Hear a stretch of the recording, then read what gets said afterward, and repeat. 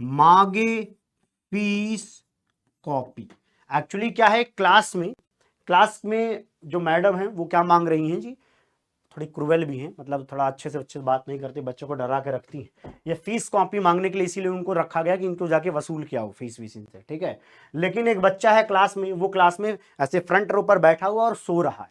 उसके सोने में ऐसे ख्याल चलते हैं ना, ख्याली पुलाव आप लोग पकाते रहते हैं, तो ख्याल चल रहा है उसको, उसके गाने चल रहे हैं नेहा कक्कड़ के गाने बज रहे हैं उसके। चलो शुक्र है कि टोनी के नहीं बजाए, तो सो ही नहीं पाता बेचारा, ठीक है जी। तो यहां पर इसके बाद देखो क्या हुआ, नेहा कक्कड़ जिंदाबाद हुआ ऐसा। एक्चुअली उसको मैम ने जगह, भाई तू भी फीस कॉपी दे दे, बाकी क्लास दे रही है, तू क्यों सो रहा है। तो उसके दिमाग में तो नेहा कक्कड़ के गाने बज रहे हैं और एक पॉइंट पे पहुंचा था। इसके बाद उठते उसने जयकारा लगा दिया, भैया क्या, नेहा कक्कड़ जिंदाबाद। तो यहां पर हो गया नेहा कक्कड़ जिंदाबाद। देख ले भाई क्या क्या फालतू बातें करनी पड़ती हैं तुम्हें याद कराने के लिए, ठीक है। वैसे मुझे लगता है बहुत सारे बच्चों को याद होगा, चलिए कोई बात नहीं, इसको एज ए फन देख लो एक बार। अब देखो, एक ये आपको याद होने के बाद आपको अब इस तरीके से याद करना है, पहले इस तरीके से याद करना है। तो कैसे याद करते हैं, शकीला एसी में रहती है। शकीला किसी का नाम है, वो कहां रहती है, एसी में रहती है। आजकल गर्मी बहुत पड़ रही है, क्या पड़ रही है भैया, गर्मी बहुत पड़ रही है, तो इसलिए अब एसी में रहना मजबूरी है शकीला की। तो सकी देख लो भैया, शकीला एसी में रहती है।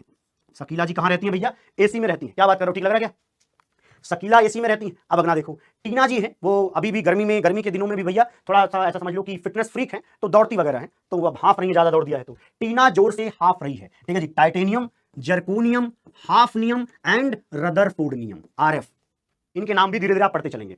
इतनी बात ठीक लग रही है क्या, क्या लिखा, टीना जोर जोर से हाफ रही है, क्योंकि वो रनिंग कर रही है। अच्छा, फिर ये क्या है, देखिए भैया अगली चीज है, वो नवाब था दबंग, सलमान खान के लिए है, तो सल्लू भाई भी यहां पे आ चुके हैं, वो नवाब था दबंग। अच्छा, वो अब आपको पता है कितने दबंग आदमी है वो नवाब था दबंग, डीबी।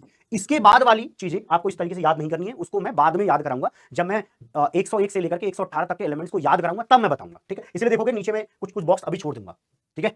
ओके जी, इस तरीके से याद हुआ क्या, आप देखो ये अगला है क्राइंग मोटी वाइफ। क्या बात कर रहे हैं, क्राइंग मोटी वाइफ, तो इसलिए अपनी वाइफ को कभी भी जीवन में इन फ्यूचर, अभी तो इस चक्कर में पढ़ना भी नहीं है, ठीक है, बोलना नहीं है, मोटी वगैरह नहीं बोलना चाहिए भाई, गड़बड़ चीज है जी, है ना। तो क्राइंग मोटी वाइफ याद कराना तो बोलना पड़ेगा ना कुछ कुछ, है ना। ओके, अगला है मन्नत रेखा। वैसे ना मन्नत तक रेखा, बताओ मन्नत किसका घर है, शाहरुख खान का घर है, ठीक है। तो वहां पर रेखा जी जाती हुई देखी गई है, तो मन्नत, या इसका एक दूसरा भी चीज है, मन तक रेखा भीग चुकी है। ये पूरा याद करोगे तो याद हो कैसे करते हैं, मन तक रेखा भीग चुकी है, यहां पे बीएच आता है, तो भीग चुकी है आता है, हालांकि याद नहीं करना है इसलिए मैं नहीं करा रहा हूं, यहीं तक रखो भाई। तो ये एक्चुअली अमिताभ बच्चन के लिए तो लाइन हो गई, मन तक रेखा भीग चुकी है। अच्छा जी, ओके चलिए अगला देखते हैं। हाँ 7 करोड़, हाँ 7 करोड़ वाले भैया के लिए है, ठीक है। अगला देखते हैं भैया, फिर रोया उसामा, फिर यहां पर हो जाएगा रोया उसामा, फिर रोया उसामा। एक्चुअली मैं इसके बारे में थोड़ा बता दे रहा हूं, फिर आपको याद कराता हूं। एक्चुअली क्या है, ओसामा जो है, ओसामा बिन लादेन पहले कहां रहता था, ईरान में रहता था। फिर वहां पर अमेरिकन जो ट्रूप्स थे, वो क्योंकि वो एक तरीके से ईरान कब्जे में तो नहीं कह सकते, मतलब कंट्रोल में थोड़ा था तब, है ना, अब तो नहीं है, पहले थोड़ा था, तो डर था ओसामा को कि भाई भाग के चलते हैं कहां पे, पाकिस्तान, तो पाकिस्तान भाग के आया था। तो फिर रोया ओसामा, कौन रहेगा ईरान में, कौन रहेगा, आरएच ईरान में, आई आर, कौन रहेगा ईरान में, ठीक है, याद करेंगे। फिर रोया उसामा, कौन रहेगा ईरान में। अब इसके बाद ये जो 3 लाइनें हैं, ये डेडिकेटेड है बैक बेंचर्स को, जो पीछे बैठने वाले थोड़ा मस्तमौला टाइप के जो स्टूडेंट्स हैं उनके लिए। क्या है भैया जी, आपकी क्लास में एक मैडम पहुंचती है, क्योंकि आपका भी मन टीचर से थोड़ा कम ही पढ़ने का करता है, मुझे ऐसा लग रहा है ना जी, ऐसा तो नहीं है।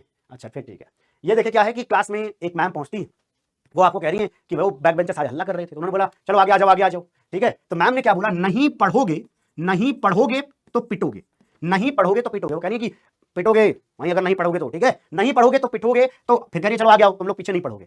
तो जो पीछे वाला बैक बेंचर है उसको हीरो बनना, तो उसने क्या बोला है कि क्यों आगे आऊं। अरे भाई जब मारना ही है तो भैया पीछे आके मारो, थोड़ा मेहनत कर लो आप भी, आगे बैठ के फिर आपसे मार भी खाएं, ये चीज ठीक तो नहीं है। अच्छा आगे कौन आएगा, तो नहीं पढ़ोगे तो पिटोगे, क्यों आगे आऊं। फिर इसके बाद मैम ने बोला अरे तुम तो सुधरने वाले लोग ही नहीं हो, है ना, इसीलिए मैंने यहाँ पर मैम लिया था ताकि शरीफ दिखें। अगर टीचर और कोई होता तो शायद धूम धड़ाका मचा देता, पॉसिबल है ना। अब आरजे जैसा कोई मिल जाए, एक कोहनी रख दिया, बेचारे की हड्डी वड्डी टूट गई, समझ रहे हो ना, तो ऑपरेशन का खर्चा एक्स्ट्रा बढ़ जाएगा, आदमी जिंदा है या नहीं उस पर भी थोड़ा प्रश्न चिन्ह उठ सकता है। अच्छा फिर आगे क्या हुआ कि जब पता चला कि नहीं आएंगी मैम, तो बच्चे कह रहे हैं जो बैक बेंचर्स हैं, जिंदगी कैडबरी हो गई है, एच जी, जिंदगी क्या हो गई है, कैडबरी हो गई, मतलब मस्त हो गई है। कैडबरी कैसी लगती है, खाने में जबरदस्त ना, तो ये है जिंदगी कैडबरी हो गई है।